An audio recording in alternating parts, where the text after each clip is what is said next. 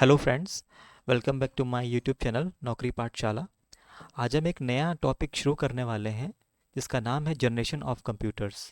हाल ही के एग्ज़ामों में देखा गया है कि एग्जामिनर जो है वो इस टॉपिक से एक क्वेश्चन, चाहे वो कैसे भी पूछे, चाहे वो ईयर पूछ ले या उनकी टेक्नोलॉजी के बारे में पूछ ले या उस जनरेशन के एग्जाम्पल्स के बारे में पूछ ले, घुमा फिरा कर एक क्वेश्चन यहाँ से ज़रूर पूछता है।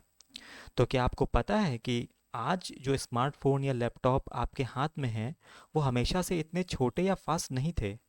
एक ज़माना था जब एक पूरा कंप्यूटर जो है ना पूरे कमरे के बराबर हुआ हुआ करता था।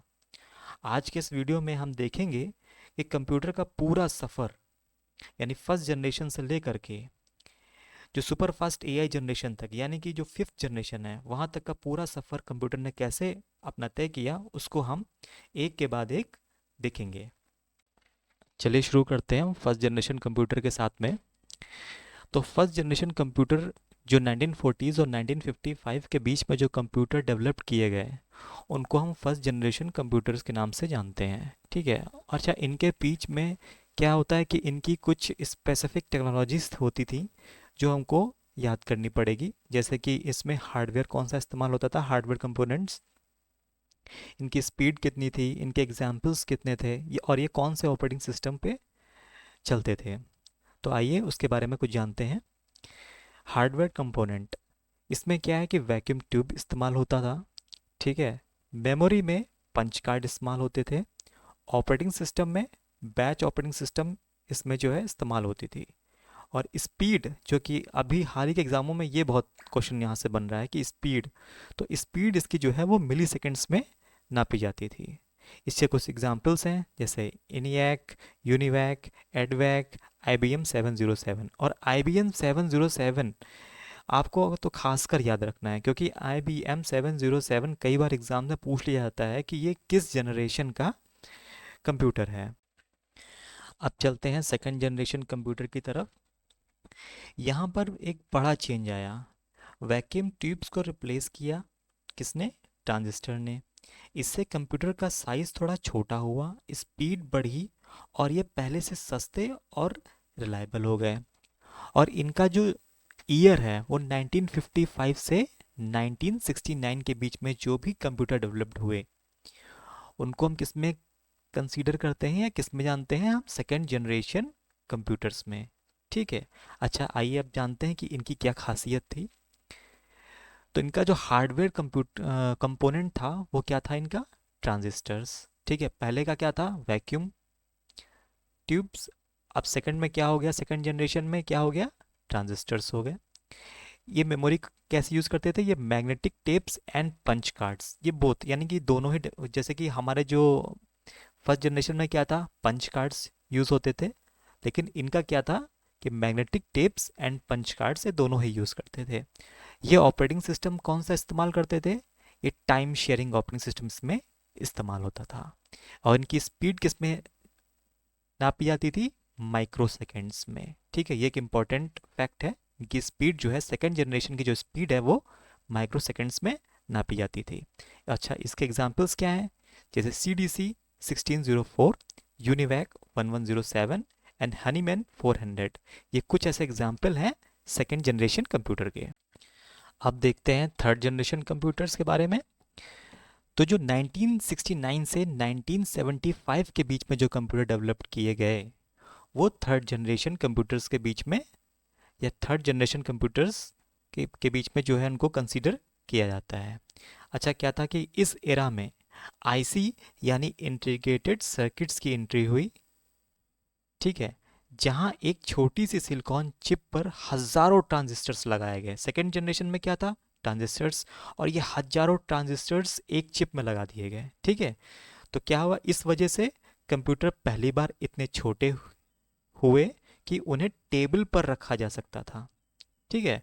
और एक बहुत ही इम्पॉर्टेंट यहाँ पर एक फैक्ट है कि जो कीबोर्ड और मॉनिटर का यूज़ है वो थर्ड जनरेशन कंप्यूटर्स से स्टार्ट हुआ है। ये एग्जाम्स में कई बार क्वेश्चन आया है कि जो थर्ड जनरेशन कंप्यूटर्स में कीबोर्ड और मॉनिटर का इस्तेमाल होना शुरू हुआ है।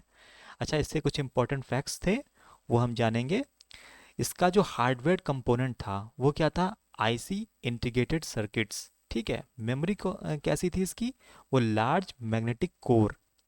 ऑपरेटिंग सिस्टम इसमें कौन कौन कैसा इस्तेमाल होता था, रिमोट ऑपरेटिंग सिस्टम।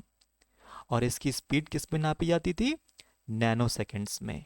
ठीक है, और एग्जाम्पल्स इससे कुछ हैं, जैसे IBM 360, PDPB एंड CDC 6600, ये इसके कुछ एग्जाम्पल हैं थर्ड जनरेशन कंप्यूटर। आप जानते हैं फोर्थ जनरेशन कंप्यूटर के बारे में। फोर्थ जनरेशन कंप्यूटर की सबसे बड़ी ताकत जानते हैं क्या है, वो है ये माइक्रो प्रोसेसर। एक छोटी सी सिलिकॉन चिप पर हजारों सर्किट को फिट कर दिया गया, जिसे हम इंटेल या AMD के प्रोसेसर के नाम से जानते हैं। इस छोटी सी चिप की वजह से बड़ा बड़ा कंप्यूटर हमारे डेस्क और लैपटॉप के रूप में कहाँ आ गए, हमारे हाथों में आ गए, जिसे हम पर्सनल कंप्यूटर कहते हैं। स्पीड के मामले में ये पहले के कंप्यूटर से कहीं आगे निकल गए। ये इतने एफिशिएंट हैं कि बिना गर्म हुए घंटों तक लगातार सुपर फास्ट स्पीड में काम कर सकते हैं। और जानते हैं सबसे मज़ेदार बात, इसी जनरेशन में हमें इंटरनेट मिला, और स्क्रीन पर टच या माउस से क्लिक करके जो हम कंप्यूटर चलाते हैं ना, आसान तरीके से जो ग्राफिकल यूज़र इंटरफेस मिला ना, वो इसी जनरेशन में मिला। ठीक है, तो क्या है कुछ इसके, लेकिन हमें इससे कुछ इंपॉर्टेंट फैक्ट्स हैं वो भी हमें जानने पड़ेंगे।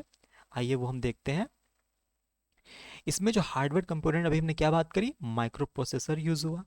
ठीक है, मेमोरी क्या इसमें यूज़ हुई, मैग्नेटिक डिस्क। ये इंपॉर्टेंट फैक्ट है, और यहाँ से इंपॉर्टेंट फैक्ट्स आपको रटने पड़ेंगे। मेमोरी जो है इसमें यूज़ हुई मैग्नेटिक डिस्क, जैसे कि SSD hard disk, FDD DVD।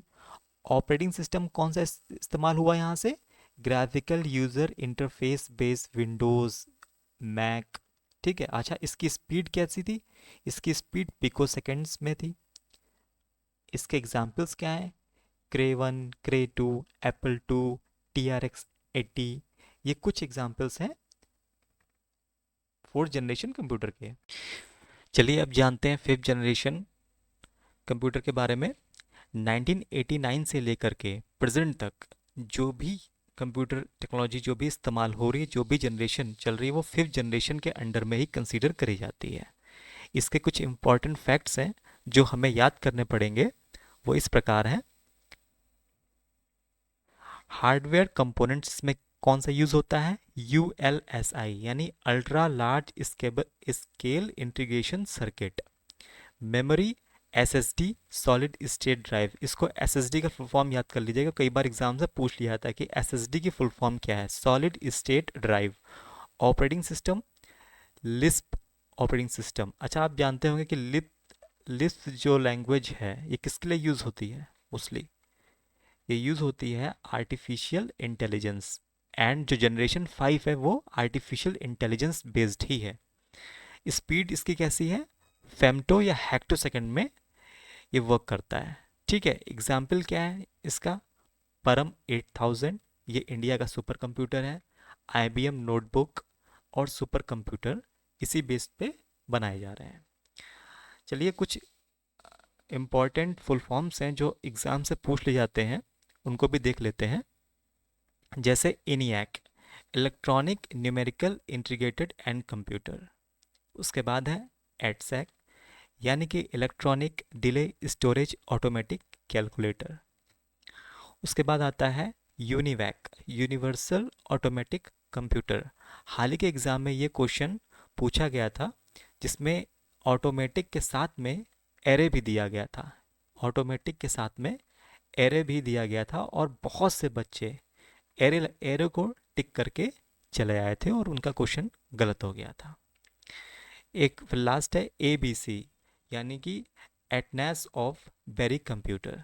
ये कुछ ऐसे फुल फॉर्म्स हैं जो आपको जनरेशन यानी कंप्यूटर जनरेशन से ये कुछ फुल फॉर्म्स आपसे जो है एग्जाम्स में पूछ लेता है, तो इसको आपको भूलना नहीं है। ठीक है, ओके, थैंक्स फॉर वॉचिंग।